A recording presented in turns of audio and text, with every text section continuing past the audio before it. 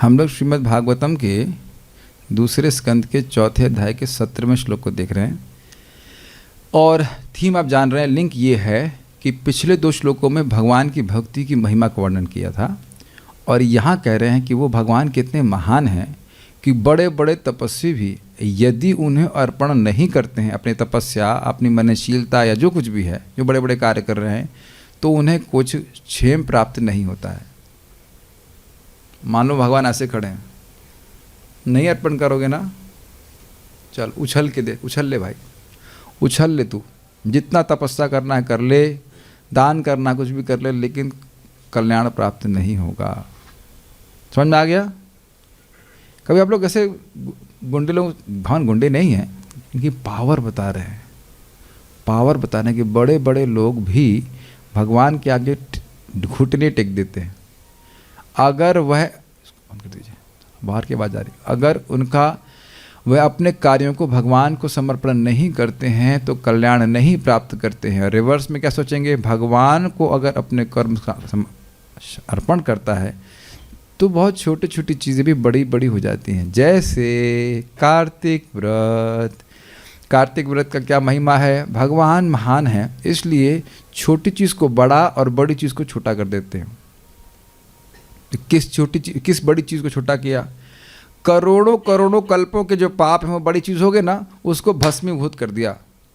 कैसे कर दिया? एक दीपक के दान अर्पण कर दिया, दीपदान को इतना बड़ा कर दिया, उसकी अग्नि को इतना बड़ा कर दिया कि करोड़ों करोड़ों कल्पों के पाप को भस्मीभूत कर दे। कुछ समझ पा रहे हैं? कितना सुंदर तरह से शास्त्र बता रहा है। समझ पा रहे हैं मैं क्या कह रहा हूँ? बड़े बड़े लोग हैं, वो भगवान श्री कृष्ण को अपने कर्म समर्पित नहीं कर रहे हैं तो उन्हें कोई फल नहीं प्राप्त हो रहा है। अगर मिला भी तो बहुत थोड़ा सा। लेकिन अगर कोई व्यक्ति भगवान को थोड़ा सा भी समर्पित है, अपने वस्तु में समर्पित कर रहा है, तो उसका बहुत बड़ा फल मिलेगा। एक तो मैं आपको कहानी बता देता हूँ, उसके बाद आपको श्लोक पूरा समझ में आ जाएगा। कथा ये है कि 8वें स्कंद में आता है, इस अमृत महोत्सव का, तो हम तो उसको शॉर्ट में बता रहे हैं। देवताओं और असुरों ने बीच में संधि करी कि अमृत पाने के लिए हम लोग समुद्र मंथन करेंगे। तो जब देवता और असुर पर्वत उठाने के लिए चले तो वो दोनों दब गए, दोनों पार्टियां उसी के नीचे दब गई, मर गए। प्रोजेक्ट क्या शुरू होगा, प्रोजेक्ट से पहले ही प्रोजेक्ट मैनेजर ही मर गए, सारे मर गए। आप देखना, सुना है, पढ़ा है आपने, सब मर गए। तो भगवान विष्णु ने आइडिया दिया था, कहा था कि अब देवताओं को देखिए, बहुत ध्यान से सुनिए, बहुत ध्यान से सुनिए। देवता, जब असुर लोग बहुत शक्तिशाली थे, यशस्वी थे, शक्तिशाली थे, जो भी कह लीजिए, बड़े शक्तिशाली थे उस समय, स्वर्ग पे उनका आधिपत्य था, स्वर्ग से राजा देवता लोग भाग गए। तो अब पार्टी में कौन सी पावर में है? असुरों की पार्टी। तो अब जब देवता भगवान विष्णु के पास गए तो भगवान विष्णु ने कहा, देखो तुम इस समय असुरों से दोस्ती कर लो और समुद्र मंथन करो, अमृत उत्पन्न करो और अमृत पी करके स्ट्रांग हो जाओ। अब ये बताइए कि भगवान विष्णु एकदम गलत एडवाइस दे रहे हैं कि नहीं? क्यों? क्योंकि देखो असुर अभी स्ट्रांग हैं, अमृत निकलेगा तो क्या असुर देने वाले हैं? नहीं देने वाले हैं। वो अमृत को पीकर और स्ट्रांग हो जाएंगे। तो लॉजिकली स्पीकिंग भगवान की एडवाइस ठीक नहीं थी। लेकिन देवताओं का सहज विश्वास था कि भगवान विष्णु हमारा सही हित करते ही हैं, इसलिए बात मानी। गए, बलि महाराज थे, बलि महाराज से ने दोस्ती कर ली। अब ये लोग जब कह चलो भाई अमृत मंथन करना, बड़ा इंटरेस्टिंग है। तो कौन सा माउंटेन था वो? मंदराचल। मंदराचल, हाँ। तो मंदराचल को उठाने के लिए चले, मथानी चाहिए, क्षीर सागर को मथना है, बिलोना घी निकालना है, अगर कहा जाए तो ठीक है, बिलोना अमृत। तो अब वो उठाए मंदराचल के लिए इतना भारी कि वो सारे देवता और असुर उसी में दब के मर गए, समाप्त, फिनिश हो गया प्रोजेक्ट, समाप्त, दोनों मर गए। लेकिन क्योंकि दोनों ही लोग भगवान की इच्छा से अनुसार चल रहे हैं, तो भगवान आए गरुड़ पे, वो पत्थर उठा दिया और दोनों लोग को जिंदा कर दिया, दोनों को जिंदा करा। देख रहे भगवान कितनी मदद करते हैं। दोनों को, असुर पार्टी और सुर पार्टी, दोनों को उठा करके गरुड़ पे बिठाया, अपने वाहन पे बिठाया और फिर लेके गए क्षीर सागर, चलो मत हो। आप ये समझ सकते हैं कि कहीं जब भगवान ये सब कर सकते तो खुद ही मत के पिला देते अमृत। तो ना, भगवान को अच्छा नहीं लगता कि कुछ भक्त, हमारे भक्त जो निठल्ले बैठे रहे गांजा पिए, ऐसा नहीं है।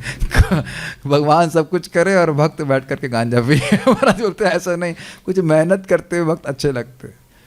बहुत इंटरेस्टिंग है, बहुत इंटरेस्टिंग है।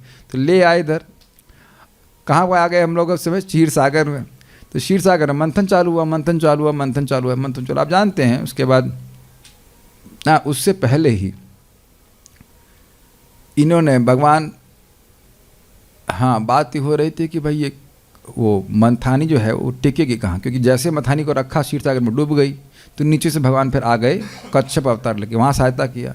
अब वो जब मथ रहे हैं तो ऊपर से हिल रही है, समझ रहे हैं, ऐसे हिल रही, तो ऊपर जाकर अजित भगवान की तरफ पकड़ लिए।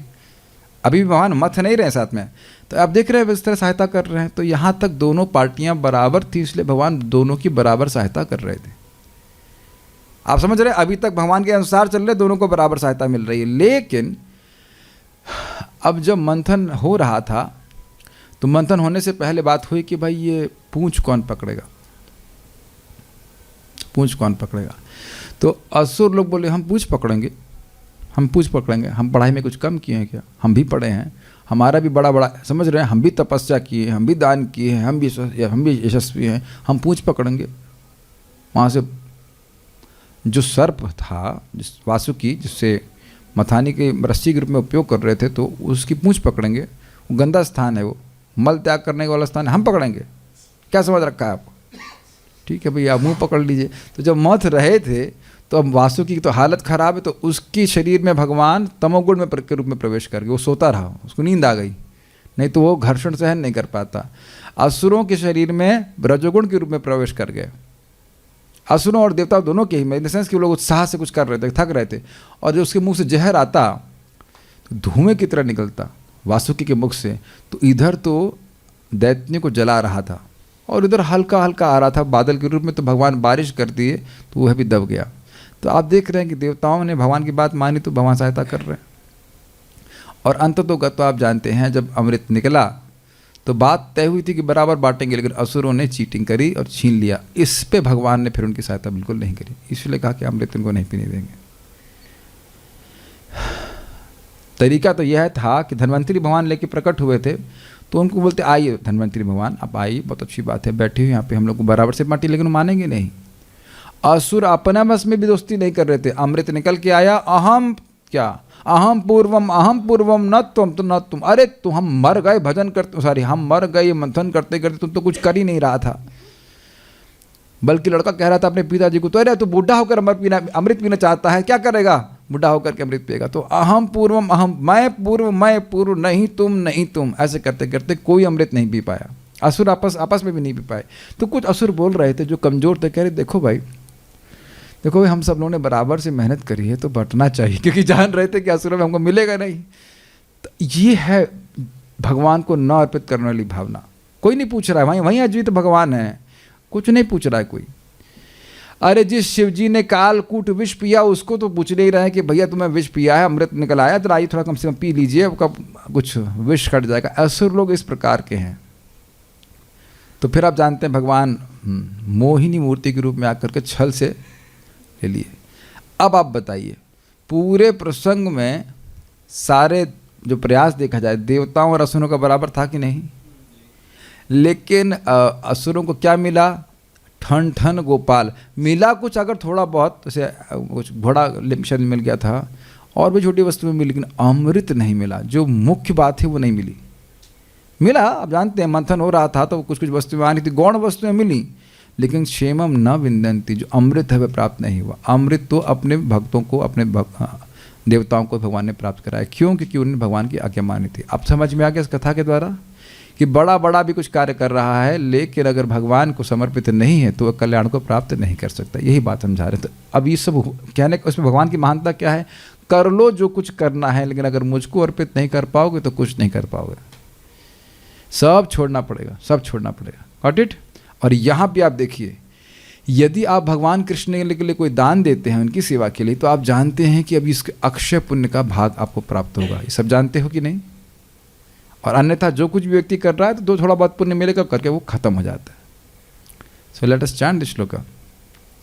तपस्विनो दानपरा यशस्विनो तपस्विनो दानपरा यशस्विनो मनस्विनो मंत्रविदः सुमंगलाः मनस्विनो मंत्रविदः सुमंगलः क्षेमं न विन्दन्ति विनाय दर्पणम् क्षेमं न विन्दन्ति विनाय दर्पणम् तस्मै सुभद्रश्रवसे नमो नमः तस्मै सुभद्रश्रवसे नमो नमः तपस्विनो दानपरा यशस्विनो तपस्विनो दानपरा यशस्विनो मनस्विनो मंत्रविदः सुमंगलाः मनस्विनो मंत्रविदः सुमंगलः क्षेमं न विन्दन्ति विनाय दर्पणम् क्षेमं न विन्दन्ति विनाय दर्पणम् तस्मै सुभद्रश्रवसे नमो नमः तस्मै सुभद्रश्रवसे नमो नमः तपस्विनो दानपरा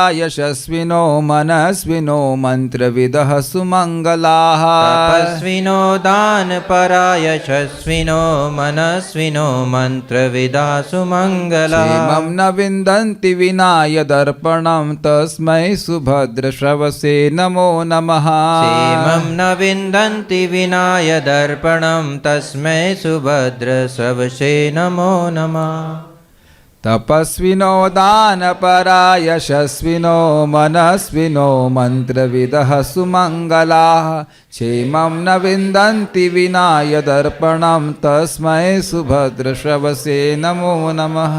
ब्यूटीफुल प्रेयर्स, बहुत सुंदर बात है। देखिए सुखदेव गोस्वामी जी इस प्रकार की प्रार्थना क्यों कर रहे हैं कि भगवान मेरी वाणी आपको ही समर्पित रहे, एक एक शब्द आपको ही समर्पित रहे, तभी इससे मेरा भी क्षेम कल्याण होगा और सुनने वालों का भी क्षेम कल्याण होने वाला है। सो लेट अस एक बार और प्लीज।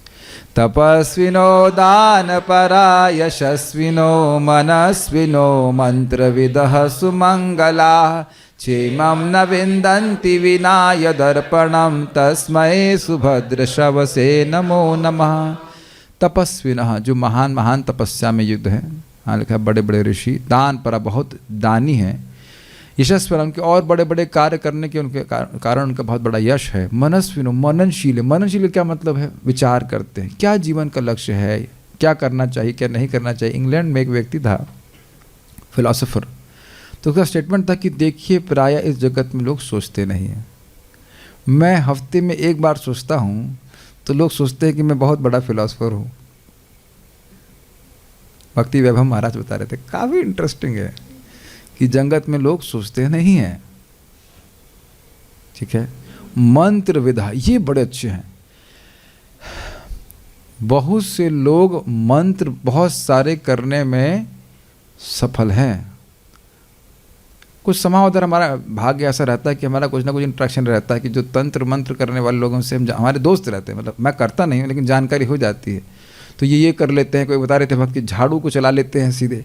मैं सोच रहा था ये तो हमारे शुभजीत प्रभु भी कर लेते हैं नॉट, आज तक वहाँ से लेकर यहाँ तो झाड़ू नॉट, मैं भी कर सकता हूँ, कौन सी बड़ी बात है। झाड़ू लिए ठीक ठीक ठीक ठीक ठीक ठीक ठीक ठीक ठीक ठीक, तो ये तो कोई कठिनाई नहीं है। ये तो समझ रहे ना, अगर कोई सिद्धि दिखा करके यही कर लिया कि झाड़ू को बिना आदमी के चला दिया तो वो आदमी ला के चला दो, क्या फर्क पड़ता है। तो वो तो कोई बहुत बड़ी सिद्धि नहीं हुई ना। लेकिन अगर हम भागवत की झाड़ू चलाते हैं तो क्या होता है? धर्मा प्रोजित कैटबोत्र परमो निर्मत्सराणाम सताम विद्यम वास्तवमत्र वस्तु शिवदम तापत्रयोन्मूलनम श्रीमद्भागवते महामुनिकृते किं वा परेरीश्वरः सद्यो हृदयवरुध्यतेऽत्र कृतभिः श्रुश्रुश्रुभिस्तत्क्षणात्। तो अब जिन पिताजी, मतलब बड़े पिताजी है, जो झाड़ू को इधर से लेकर उधर घुमा रहे हैं, उनसे एक प्रश्न करिए, पिताजी क्या इस झाड़ू से आप अपने हृदय की काम वासना को झाड़ू मार सकते हैं? तो उत्तर क्या होगा? नहीं, बल्कि ये सब काम करने से, रजोगुण तमोगुण के काम करने से, इस प्रकार के मंत्र बोलने से और कचरा जा रहा है। सही बोल रहे हैं कि नहीं? मेरे एक मित्र थे, वो बता रहे थे कि सब तमोगुण करने के मंत्र बोलने से, रजोगुण तमोगुण के मंत्र बोलने से काम वासना बढ़ जाती है। लेकिन ये भी जो अपने मंत्र बोला धर्म प्रोजित, वो तो बोल ही रहा है कि भागवत से झाड़ू मार करके सारे कैटव धर्म भगा दिए गए, पाप तो छोड़ ही दीजिए। पाप भगा दे कौन सी बड़ी बात है, जो चीटिंग धर्म है वह भी बाहर निकाल दिया, कर्म कांड ज्ञान कांड सब बाहर कर दिया गया। Does it make sense to you? सब लोग समझते हैं श्लोक को। और झाड़ू क्यों हाँ, तीनों ताप बाहर निकाल दिए। अरे तो कुछ रखो को भी, हाँ एक ही व्यक्ति को रखना है इसमें, उसको पकड़ के रखना है। कौन है वो? पिताजी के बारे में बात है। पिताजी बैठे रहे, कृष्णा पिता बोले या लाला बोले, सखा बोले कि प्रिया बोले, प्रिय बोले, को जो आप हिसाब से बोलोगे उसका नाम आप जानते हैं। कृष्णा, कृष्ण व्यक्ति नामक व्यक्ति को पैर में साकर, पैर में बेड़ी बना करके हृदय में रखा जाता है इस भागवत। ये कौन सा तंत्र कर सकता है? तो जितने भी अन्य मंत्रविद हैं जो मंत्र को अच्छी तरह से जानते हैं, उनसे पूछो कि तुम ऐसा मंत्र जानते हो जिससे भगवान तुम्हारे बंधन में आ जाए। ये सिस्टम होता है तंत्र मंत्र में, भूत को बंधन में ले आते हैं। तो जब क्या क्या जानते हैं, हम भी बहुत कुछ जानते हैं, थोड़े बहुत कुछ तो नहीं जानते, थोड़ा थोड़ा जानते हैं। कहीं कोई विरोध हो तो बता दीजिएगा, हम तो देखे हैं सब कुछ। इस भूत को पकड़ लिए, उस भूत को पकड़ लिए, अपना काम कराते हैं। और अब भगवान को ही पकड़ने बैठे तो फिर क्या होगा? कौन आगे है ये बताओ, लिटिल शिवा बताओ।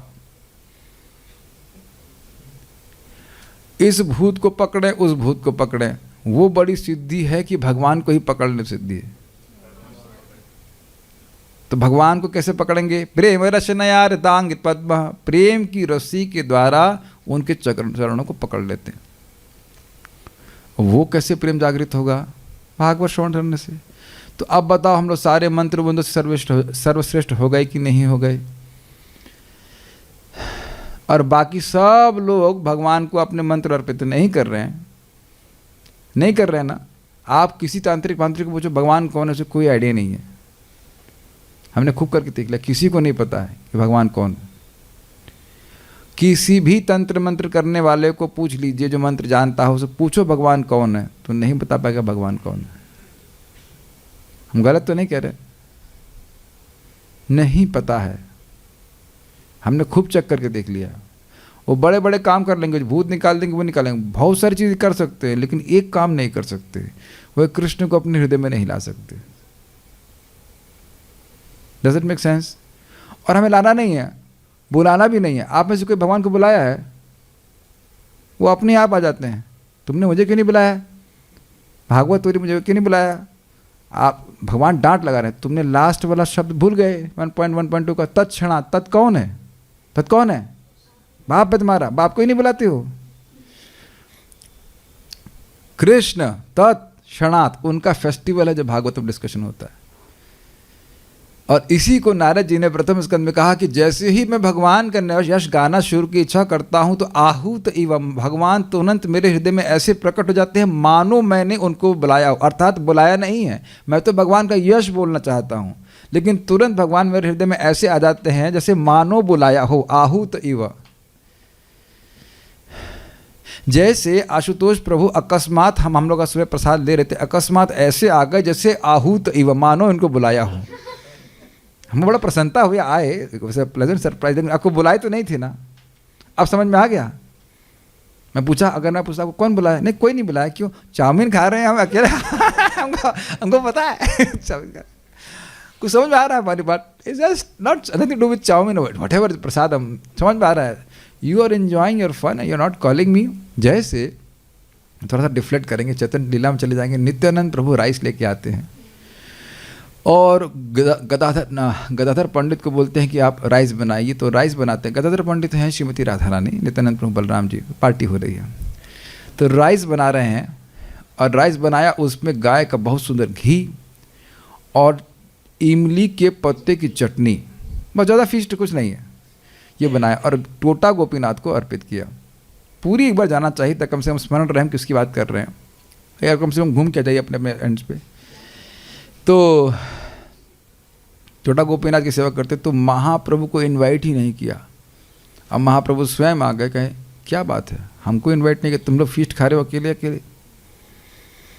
तो कृष्ण भी हैं, श्रीमती राधा रानी भी हैं और बलराम जी का फीस्ट चल रहा है। किससे? इमली की चटनी और बढ़िया राइस में घी पड़ा हुआ है। सम आइडियाज, सॉरी इमली की चटनी नहीं, इमली के पत्ते की चटनी। तो हम खाली बात कर रहे थे, ऐसा मंत्र तो किसी को नहीं पता ना जिसके द्वारा कृष्ण हृदय में आ जाएं। हरे कृष्णा कृष्ण कृष्णा हरे हरे, हरे राम राम राम हरे हरे। क्या? कृष्ण मंत्र जपो ए सर्व मंत्र सार। ये ईश्वरपुरी पाद ने चैतन्य महाप्रभु को कहा, कृष्ण मंत्र जपो ए सर्व मंत्र सार। समझ में आ गया? ये मंत्र नहीं जान रहा है तो क्षेमम नवीन, बहुत मंत्र पढ़ लेगा लेकिन कल्याण नहीं होने वाला। समझ में आ गया?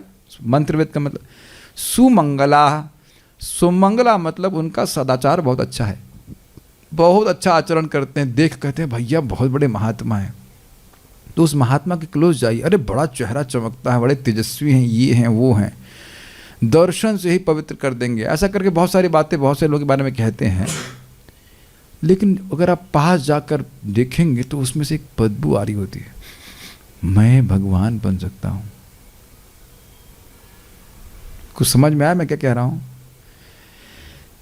बहुत बहुत तपस्वी लोग हैं और बहुत बहुत तथाकथित रूप से उनका मंगल आचरण है कि वह बड़ा, उनको देख करके लोग पवित्र हो जाते हैं, कि उनके हृदय में एक बहुत सूक्ष्म इच्छा है कि हम भगवान बनना चाहते हैं।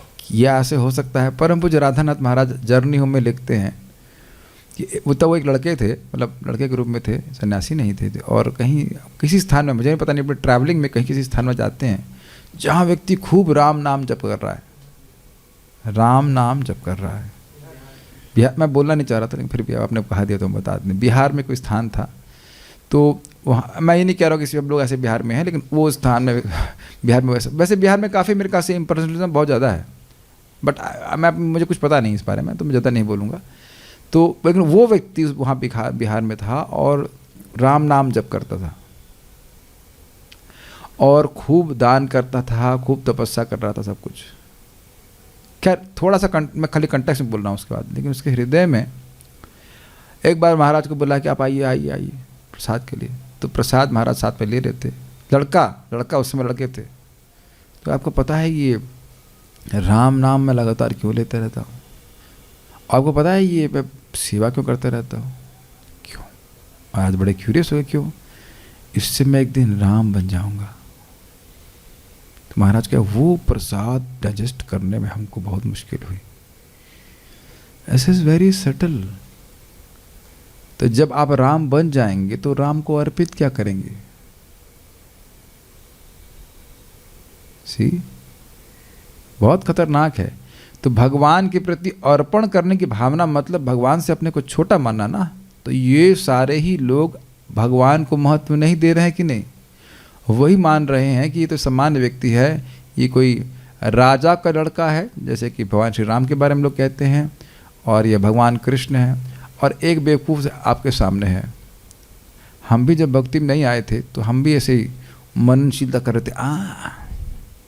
अपनी दादी को समझा, दादी मेरे को समझ में आ गया, लाल बजबकड़ भूज गया, भूज न कोई और कोई भूज नहीं रहा। क्या एक राजा रहा होगा, उसका नाम था दशरथ, और उसका एक लड़का रहा होगा, वहाँ उसका नाम था राम। और उसके बाद हम खोलना शुरू कर दिए। खोलना मतलब बुजक्कड़पना, बूझ गए बोलने के था। उस वक्त विद नो ऑफेंस ऐसे ही लाल बुजक्कड़ करना शुरू कर दिए थे कि एक लड़का होगा, उसकी पत्नी होगी, तो ये वो, कोई शास्त्र का आधार नहीं था। मुझे याद है वो दिन, although it was just done innocently, no malice against Lord Ram, अपने मन से हम लाल बुजक्कड़गिरी कर रहे थे। समझते हैं ना, स्पेकुलेशन, कि ये मन में नहीं आ रहा था कि भगवान राम भगवान है। Although I was not offensive, मैं ऐसे बोल रहा था, बस ऐसे बोल रहा था। दोबारा कभी हम ऐसा सोचे नहीं, शास्त्र श्रवण किए। लेकिन कुछ लोग हैं जो इसी भावना को भरे रहते हैं, हमें उस सच्चिदानंद की प्राप्ति करनी है, हमें उस सच्चिदानंद की प्राप्ति करनी है। आँखों से हम देख करके आए बड़े बड़े कैंप में, लेकिन उसके मुख से गधे के निकला नहीं कि सच्चिदानंद कृष्ण की प्राप्ति करनी है। मुख से कृष्ण नहीं निकला। और यही चैतन्य लीला में हम देखें, यही चैतन्य लीला में देखते हैं। अब प्रैक्टिकल देखिए, तपस्वी यशस्वी कौन? प्रकाशानंद सरस्वती, जिसके 60,000 सन्यासी शिष्य थे। 60,000 सन्यासी बनारस में, लेकिन उसके दिक्कत क्या हो रही थी देखिए। महाप्रभु बनारस में हैं और धुआंधार कीर्तन कर रहे हैं, प्रेम संकीर्तन कर रहे हैं, सबको प्रेम मिल रहा है, और ये नालायक नहीं जा रहा है। और इनको इनवाइट करता चैतन्य महाप्रभु को, तो महाप्रभु कहते नहीं मैं आज व्यस्त हूँ, मैं नहीं आ पाऊँगा। एक बार भी इनके पास जा नहीं रहे हैं। देख रहे हैं आप, नेग्लेक्ट कर रहे हैं भगवान। नहीं मिल रहा है ना प्रेम, सुनाई पड़ रहा है कुछ, वेदांत सूत्र पढ़ रहा है, पढ़ो बेटा जितना पढ़ना चाहते हो, लेकिन जो प्रयोजन है भगवत प्रेम वो नहीं मिल रहा है ना, भगवान को समर्पित नहीं है, कुछ नहीं मिल रहा ना। मिल रहे हैं 60,000 सन्यासी चेले, गधे नंबर 1, और किसी कुछ नहीं मिल रहा है। क्यों भगवान को अर्पित नहीं कर रहे हैं? क्षेमम न विंदन्ति विना यदर्पणम। जो लोग लीला समझते हैं समझ रहे हैं, और महाप्रभु भी अवॉइड कर रहे हैं। महाप्रभु सन्यासी हैं, केशव क्या संप्रदाय था, भारतीय संप्रदाय में दीक्षा लिए हैं, और ये लोग भी संप्रदाय, शायद सरस्वती संप्रदाय जो भी है।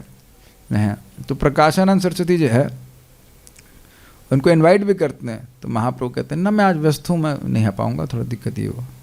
तो आप जानते हैं कि उनके एक शिष्य ने, मतलब महाप्रभु के एक अनुयायी उनके पास जाते हैं, प्रकाशानंद सरस्वती के पास, और महाप्रभु का यश बोलते हैं।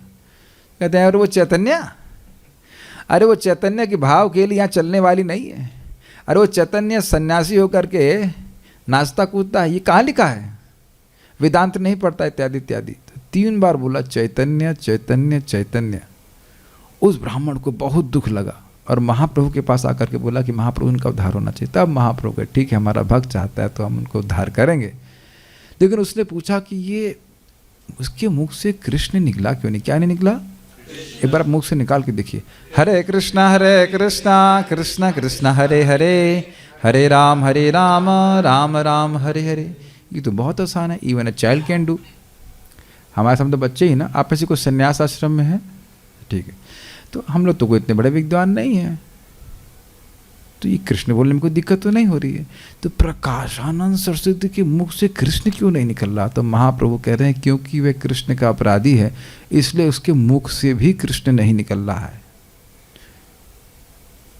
आप चैतन्य चरितामृत को पढ़ लीजिए, समझ में आया ना। क्षेमम न विंदन्ति विना यदर्पणम। हम लोग यहाँ भगवान का नाम उच्चारण करते, श्रद्धा है ना, भगवान का नाम है तो हमें पवित्र करने वाला होगा। और अब आपको मैं सही बात बता रहा हूँ, महाप्रभु क्या सोच रहे थे। जब महाप्रभु कल इधर थे मायापुर में, तो वहीं से दांत भींच रहे थे क्रोध में। ये प्रकाशानंद सरस्वती मेरे सुंदर सुंदर हाथों को काट रहा है, मेरे इतना सुंदर वपु है, कहता है मैं निराकार हूँ, मेरी इतनी सुंदर आँखें हैं, कहता है मेरे आँखें नहीं हैं, इसको मैंने कोड़ दिया है, इसको समझ में नहीं आ रहा है। दांत पीस रहे थे ऐसे करके। क्षेमम न विंदन्ति, केवल अपनी वाणी को भगवान को समर्पित नहीं कर रहा है ना, तो वह कोढ़ को प्राप्त कर रहा। चैतन्य भागवत देखिएगा, वहाँ प्रभु बोल रहे थे बहुत तपस्वी है लेकिन दुख भोगना पड़ रहा था। किस बात से? इसी अपराध के लिए कि चैतन्य महाप्रभु एक समान व्यक्ति है। ये वाणी का अर्पण नहीं करना हुआ कि नहीं? वाणी से ये बोलना चाहिए ना कि कृष्ण भगवान है, उसको छोड़ करके ब्रह्म ब्रह्म बोल रहा है, तो वाणी भगवान को अनर्पित रही कि नहीं, बताइए। कुछ समझ पा रहे हैं ना मेरी बात? ऐसे बहुत बड़े यशस्वी हैं, तपस्वी हैं, लेकिन क्षेमम न विंदन्ति, कल्याण को नहीं प्राप्त हो रहे थे। फिर महाप्रभु आते हैं और बड़े रुचिकर तरीके से आते हैं, और आते हैं जहाँ पे पाँव धुले जाते हैं वहाँ जाकर बैठ जाते हैं, पाँव धुलते हैं अपने, वहीं जाके बैठ जाते हैं। तो प्रकाशानंद, मान लीजिए अब मैं प्रकाशानंद सरस्वती बन जाता हूँ, जहाँ गौर गोपाल प्रभु बैठे बिल्कुल वैसे ही एकदम गौर गोपाल प्रभु एकदम, आप चाहते हैं महाप्रभु बन जाइए मान लीजिए ड्रामा में, ठीक है, तो मैं कहूँगा श्रीपाद कह कर अवसाद, मतलब अवसाद मतलब आप क्यों दुख, आपके मन में क्या दुख है, आप आइए हमारे साथ में बैठी।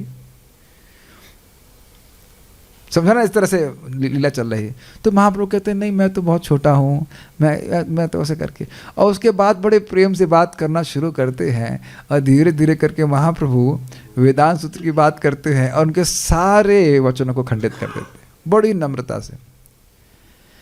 पढ़ाया मैंने इसको शायद ना, बड़ा रुचिकर है ये अध्याय। बाद में वो सब लोग भगवान के भक्त बन जाते हैं। उसमें लिखा है जब वो हरे कृष्ण मंत्र जप करने लगे उनके सामने, तो इन्हें कहा कि प्रसाद पाइए, तो वो खाना भगवान को अर्पित नहीं था, लेकिन क्योंकि उन्होंने हरे कृष्ण बोला इसलिए महाप्रभु ने उनके संग खाना खाना स्वीकार किया। आप देख लीजिएगा पढ़, प्रभुपाद स्पष्ट बोलते हैं, देख रहे हैं कि जो व्यक्ति नामोच्चारण करता है उस भगवान कितना प्रेम करते हैं। इसीलिए मैं कहा करता हूँ, हमेशा बताया करता हूँ कि जो लोग नाम उच्चारण करते हैं उनको ज़रूर खाना बनाना चाहिए। उनके हाथ से दिया हुआ खाना, उनके हाथ से बना हुआ पका हुआ प्रसाद, भोग प्रसाद भगवान विशेष रूप से स्वीकार करते हैं। उसको खाने मात्र से व्यक्ति भगवान का भक्त बन जाएगा। Make sense to you? क्षेमम न विदंती विना यदर्पण। हम श्रीधर स्वामी की टीका को पढ़ करके फिर आज रुक जाएंगे।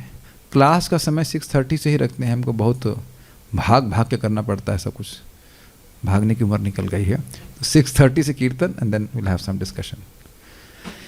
ये श्लोक तो बहुत पूरा जिंदगी में जीने वाला है। तो समझ रहे हैं ना कि अपने आप हमें क्या शिक्षा मिल रही है, समझ रहे हैं ना? जो भी हमारे कुछ कर्म है, कर्म करने की शक्ति है, वो सब हमें भगवान की सेवा में लगाने का प्रयास करना है। तो अब इसमें से ना हटा दीजिए और बिना भी हटा दीजिए। अब श्लोक कैसा बन गया? तपस्वी हैं, दानपरा है, यशस्वी हैं, मनस्वी हैं, मंत्र वेद से मंगला, क्षेमम विदंती यद अर्पणम। निश्चित ही कल्याण को प्राप्त करते हैं अगर अपनी एसेट्स को भगवान को समर्पित करते हैं। तस्मै सुभद्र श्रवसे नमो नमः। समझ में आ गया है? थोड़े से यश है, थोड़ी सी तपस्या नहीं है, बहुत थोड़ी सी है, बहुत थोड़ी सी है। समझ पा रहे हैं श्लोक को? बहुत तपस्या है, भगवान को अर्पित नहीं करते कुछ नहीं मिलेगा। और बहुत थोड़ी सी समस्या। क्या तपस्या है? सुबह 3:30 बजे उठ गया। अरे ये थोड़ी है, ये बहुत ज़्यादा है, ये बहुत ज़्यादा। प्रभुपाद जी कहते हैं, थोड़ा लेक्चर में कहते हैं, लोग पहले पत्ते खा के भजन कर रहे हैं, इनसे 3:30 बजे नहीं उठा जा रहा है भगवान की प्राप्ति करने के लिए। हम अच्छा ईमानदारी से बताइए, कितने लोगों को अभी ये लग रहा है कि 3:30 बजे सुबह उठना रोज ये बहुत बड़ी तपस्या है? जूम पे हाथ उठाइए, ईमानदारी से बोलिए। देखिए मैं सब मालूम, आप तो सुबह 12 बजे उठते हैं, बट ये लोग तो यहाँ शिवा प्रभु बोल रहे हैं, ईमानदार है। हाँ अरे आप लोग तो सब लोग उठते हो, रेगुलर उठने वाली बात नहीं कर रहा। जो हाँ very good very good very good, at least यार इतना तो आप लोग का यश फैलेगा कि आप सत्य बोलते हैं। Is it not? तो आप जान रहे हैं कि कुछ लोगों के लिए बहुत बड़ी तपस्या है। ये मैं अपना उदाहरण दे रहा हूँ। जब हम इस्कॉन बेंगलोर के बोर्ड को देखे, मंगल आरती 4:30 बजे, तो तुरंत अपनी इक्वेशन बिठाने लगे। 4:30 मतलब 3:45 पे उठकर स्नान करके पहुँचेगा। भाई इतना तो अकल थी कि बिना स्नान के तो नहीं पहुँच सकते। 3:45 पे उठ के स्नान करना, मुझे तो विश्वास ही, मुझे पहले विश्वास नहीं होता कि 4:30 बजे मंगल आरती हो सकती है क्या। क्योंकि कैसा तो किसी मंदिर में देखे आप लोग, हम तो कभी देखे नहीं 4:30 बजे मंगल आरती, ऐसे कैसे हो सकता है। लेकिन बाह्य रूप से देखा जाए तो ये तपस्या बहुत थोड़ी सी है। 12 साल न सोने की तपस्या से तो अधिक ही हल्की फुल्की तपस्या है ना। लेकिन आप जानते हैं मंगल आरती जाएगा, जप करेगा तो कहाँ पहुँचेगा? वैकुंठ पहुँच जाएगा। बाह्य रूप से बहुत थोड़ी तपस्या कर रहे हैं और भगवान को अर्पित है तो क्षेमम विंदंती, क्षेमम विंदंती, पक्का कल्याण की प्राप्ति करेगा, शाश्वत स्थान की प्राप्ति करेगा। Does that make sense? तस्मै सुभद्र श्रवसे नमो नमः। क्या गुण दिख रहा है? एक्सपेंशन एंड कॉन्ट्रैक्शन का गुण दिख रहा है। छोटी सी तपस्या का बड़ा लाभ कर देते हैं। अगर मेरे पास आओगे और बड़ी तपस्या को पिचका के किनारे करो उसको। आपने देखा होगा बड़े बड़े कुछ होते हैं, मशीनें होती हैं जो बड़े बड़े डब्बों को से पिचका देती हैं और फिर डस्टबिन में डाल देती हैं। अब तो समझ में आ रहा है? तो ये तपस्वी, इतनी बड़ी तपस्या, 1 मिनट मेरे कीर्तन में ताली नहीं बजाओगे ना, ठीक है, लाओ तपस्या लाओ, इधर फिनिश। अच्छा अरे बहुत दान किए, मेरे को दान नहीं किया, इधर लाओ, खत्म, नेक्स्ट। अरे मेरा बहुत बड़ा इधर ला, खत्म। अब कहेंगे ऐसा क्यों बोल रहे हैं? औरंगजेब बहुत यशस्वी था कि नहीं? कौन जान रहा है? ध्रुव महाराज कब पैदा हुए थे? स्वयं भुव मनु के समय में। 5 साल की उम्र में जो उपलब्धि प्राप्त करी वो यश आज तक बढ़ रहा है। नहीं पिचकाना, नहीं पिचकाना यश।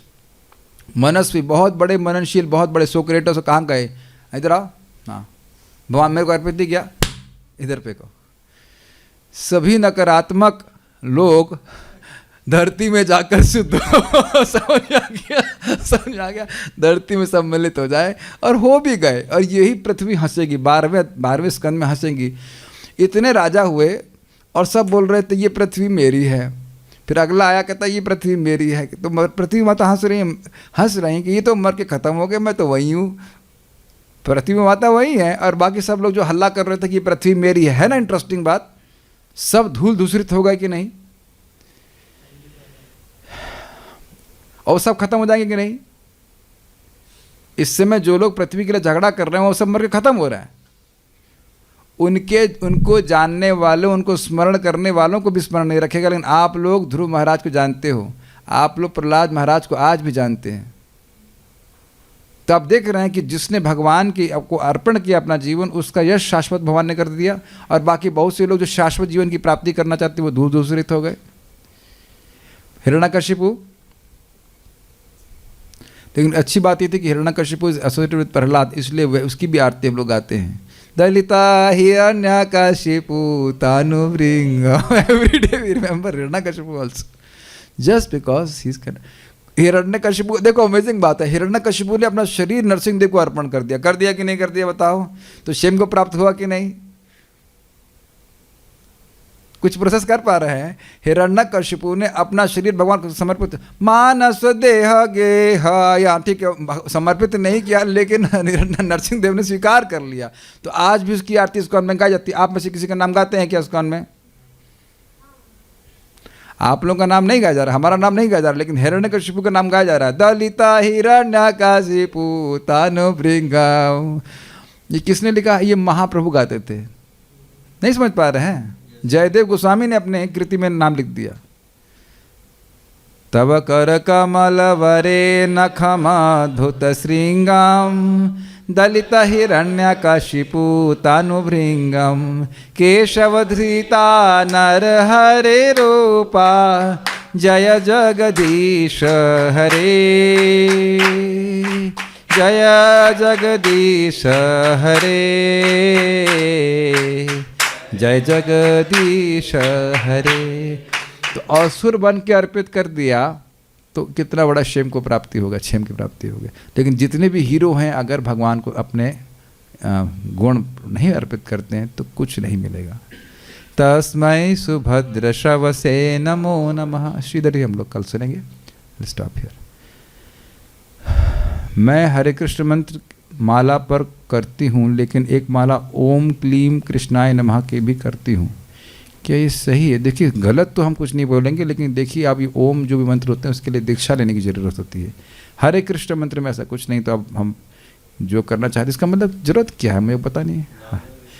हाँ, नाम में विश्वास है, नाम चेंज कर रहे हैं, मतलब थोड़ा सा मंत्र अलग बोल रहे हैं। हरे कृष्ण मंत्र पर्याप्त है आपकी प्रेम को ऊर्जा, हृदय को, सभी नकारात्मक ऊर्जाओं को निकालने के लिए, धरती में प्रवेश कराने के लिए और आपके कृष्ण प्रेम को ऊर्जान्वित करने के लिए हरे कृष्ण मंत्र पर्याप्त है।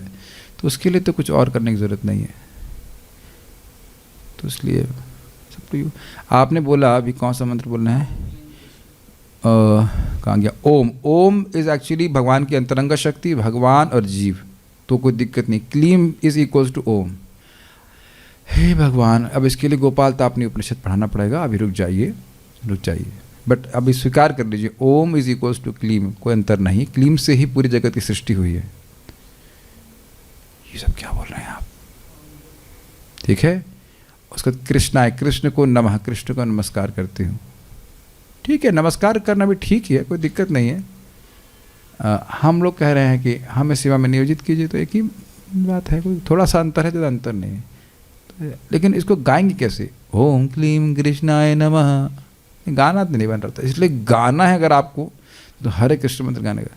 हरे कृष्णा कृष्णा कृष्णा हरे हरे, हरे राम राम राम हरे हरे। क्योंकि हम लोग केवल जप करके संतुष्ट नहीं है, गाना भी होता है। कथा गानम नाट्यम गमन अपि, गोलोक में कथा गान, तो उसकी अभ्यास चल रहा है। तो गाएंगे कैसे आप इस मंत्र को, वो आप सोच लीजिए।